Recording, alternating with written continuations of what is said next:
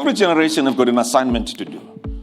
And we're this generation, and our assignment is to transform in our space, which is energy, is to transform it. And I think the next generation, the generations to come, will look back and say this generation laid the foundation. And I trust you will be counted. At least 9 million South Africans don't have work. It's a sad week for South Africa.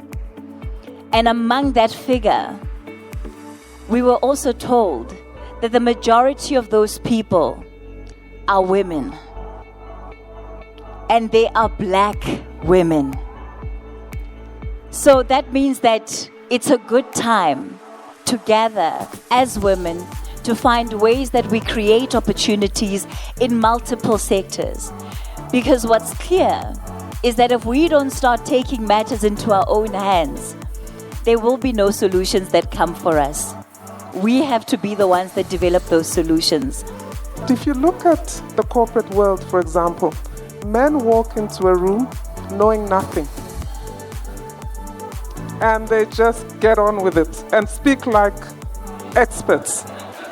Women walk into a room and they start saying, well, I still need to research this and I still need to research that. We've got to simply take our place. Show me the organogram. I want to see where the decision-making lies. And if there are no women, show me who are the key decision makers, because even amongst the men, there are men that have evolved like Ubut Maurice and many others that are decision makers that we need to bring along to help us, because the whole issue around gender mainstreaming is about making sure that men and women work together to move the agenda forward. Stephen Covey says, begin with the end in mind. What does that mean? We need to be very clear, very, very clear as women. These talk shops can happen, but this is not where the work happens. The work happens when we live here and you go into our spaces. We also cannot, as men, make decisions for women. We have to understand the roles, but we also cannot dictate. We cannot tell. We need to be taught. We need to be told what this journey looks like and what involves. What we have to do is to play a meaningful role in terms of embracing this, understanding and supporting. Money is there. We need to go and find these opportunities. That's really the main message for me. We've been lucky to be identified as a black industrialist, and that on its own comes with something, because they've got a fund, a special fund for women, which gives you special rates, and it's there, it's for taking. Only if people can get to that position. And I guess sometimes it's a chicken and an egg situation. Where do you start and how do you get there? But it's all doable. Without education, there's nothing that you can achieve in life. And I have learned in my early age that you have to be resilient, and it depends on your attitude as well. So if you think of the motto that says your attitude determines your altitude, that's me. Whatever you do, make a difference, that's me. When you have the right skills, when they are matched to the right people, aligned in the right disciplines, you are able to unleash that talent, and the talent we are able to absorb it.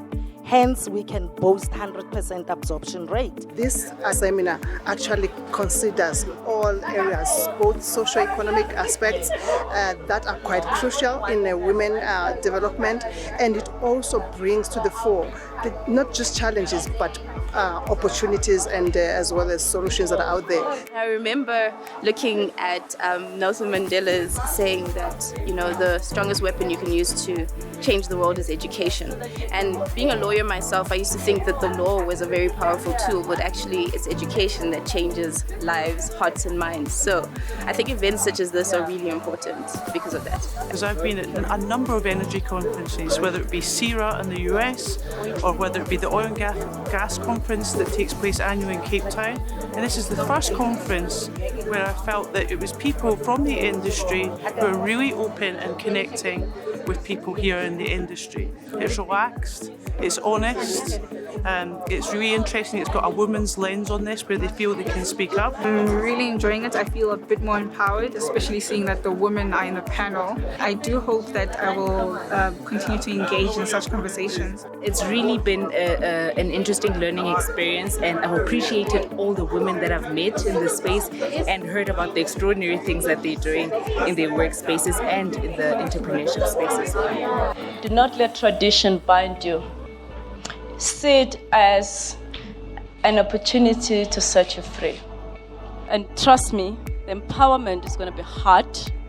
We're going to push ourselves to understand the perceived barriers in our heads and how they limit us and how we support one another.